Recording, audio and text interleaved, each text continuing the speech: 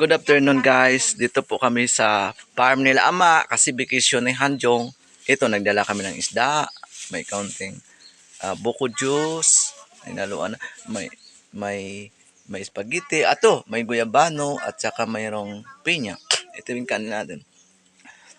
Guys. So, ito yung mga ano namin. Ito si Mrs. So, yun yung maglula. Hi guys.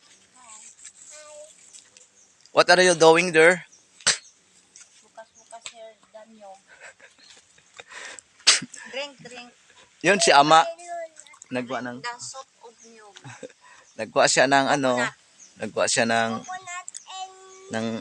kalamansi. Coconut.